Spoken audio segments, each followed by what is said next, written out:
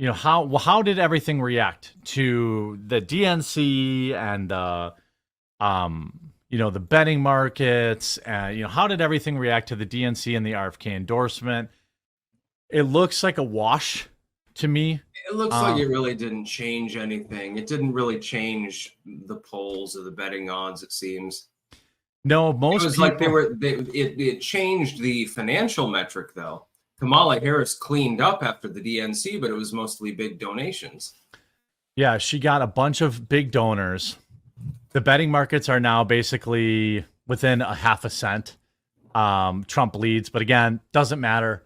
As I said previously before, Trump did not lead even one time in the Vegas odds during the 2016 election. So, Or in 2020. right. So, again, doesn't really matter.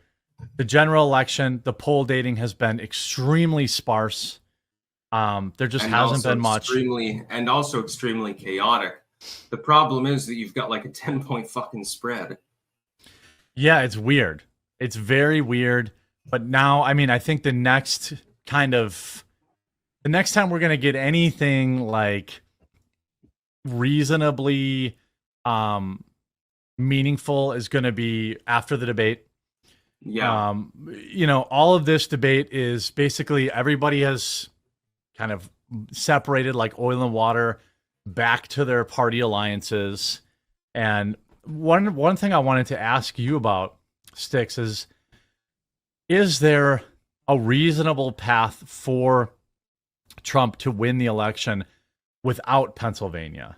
Yes. Do you think, okay, what do you think with I wanted to pull up this recent voter registration data, because that is, I think I like that better than I like polling data. And Scott Pressler, shout out to the Persistence, has been doing excellent work on the ground. You could say a week ago, Democrats had an advantage of 354,152 voter registrations. Today, that number has been narrowed to 352,000. This data includes active plus inactive voter registrations. I don't know. While Republicans continue to gain net statewide, we must continue registering new Republican voters to win. Well, this is a pretty big gap. Scott definitely does it best. And everyone should be following him on Twitter and taking his advice. You can help out too. If you're in one of those competitive swing states, knock on a door, drag a reluctant friend to go vote, register somebody, harvest a ballot, do whatever the fuck you can.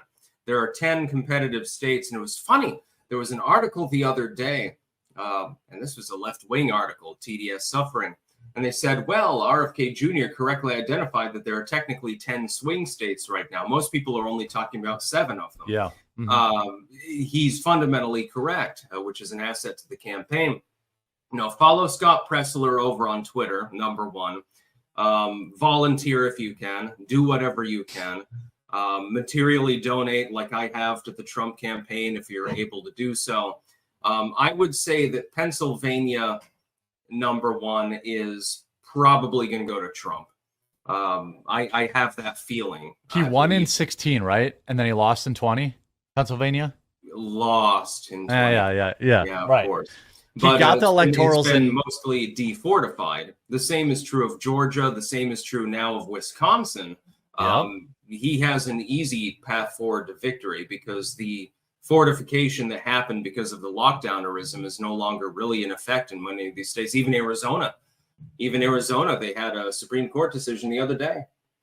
Yeah, I think that is, for all the black pillars, the Trump black pillars about they're not going to change anything, blah, blah, blah, blah, blah. Yeah, they have changed. They have changed a lot of things. And fine, they're not going to change it in California. Don't care. Republican will never win California anyway. But they are changing it in states that were battleground states that maybe we think of are red as red, but you need help. And you have, again, we need new polling data in battleground states. The last poll was in Pennsylvania, had Trump up 1, but that was an eternity ago. Trump was down 5 or 6 points in most of these battleground states in 2016. That's exactly where I was going. So in 818, let's say the aggregate poll in Pennsylvania is Trump plus 0.2. Let's call it even. Clinton was up 10. Yeah, Clinton was up 10 points in Pennsylvania this day in history. So Harris totally has Pennsylvania as a shot in the locker. That's what I mean. The media keeps saying she's going to win Pennsylvania. I'm like, bro, Clinton was up 9.2 and Trump leads. I think Trump wins Pennsylvania. In fact, I think he might win every competitive state, including Virginia and New Hampshire. And if he does that, it's a complete landslide.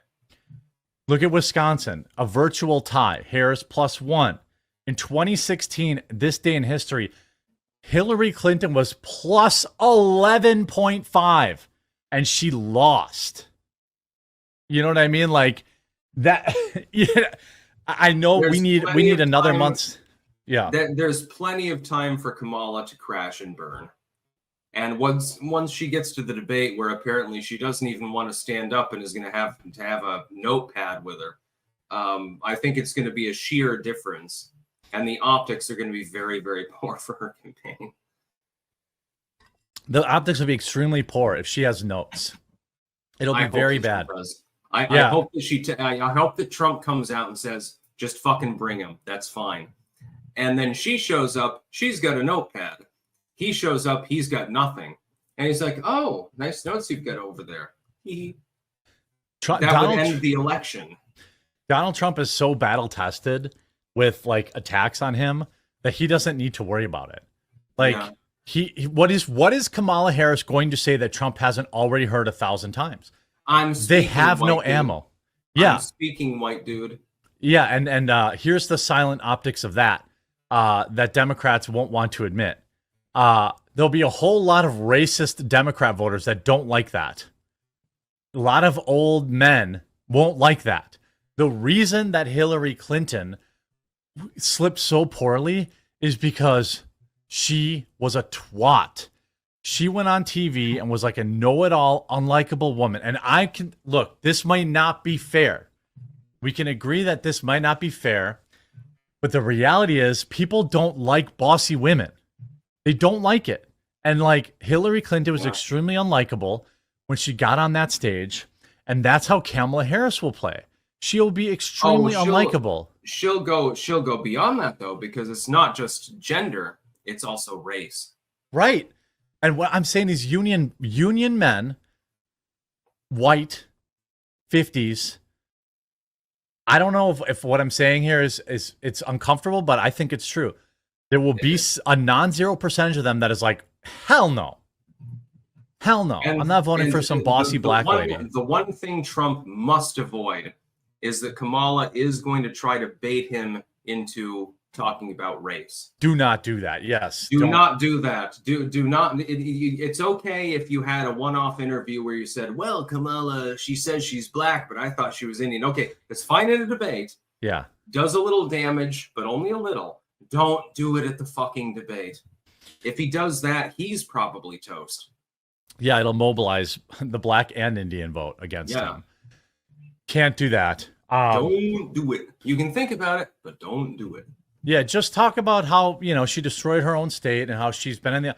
All he has to do, and we've said this a million times, and I'll continue to say it until November 5th. Just remind people that everything, for how bad it is now, that's Kamala Harris. Whether it's true or not, she's the vice president. What he needs to get up there and it's like, you do no tax on tips. Why don't you do it right now, Kamala? Why are you holding it back from the American people? Why didn't you do it now?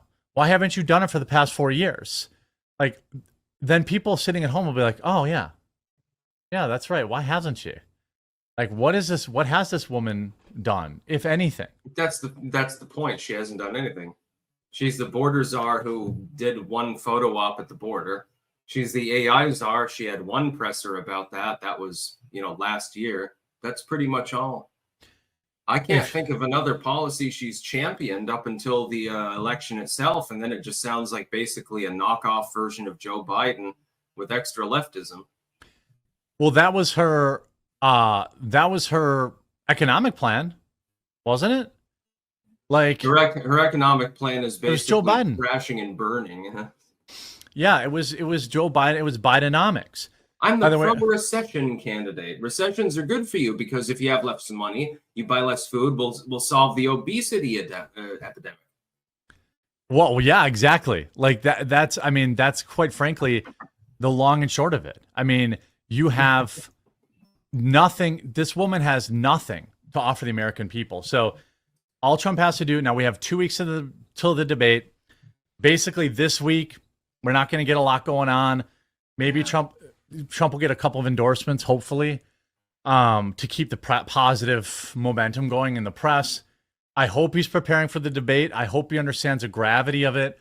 That Well, he stated actually earlier that he wasn't preparing much for the debate at all. I think that he is. I think of course he is. Yeah, that was a flippant remark to try to say like, well, Kamala, she's easy to beat, so fuck it.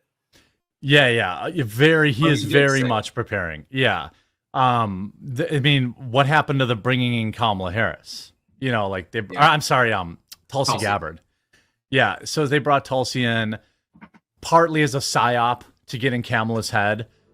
She must be so goddamn pissed at that right now. Gotta be. There's no way that she didn't notice that and see the headline and be like, oh shit. Yeah, absolutely.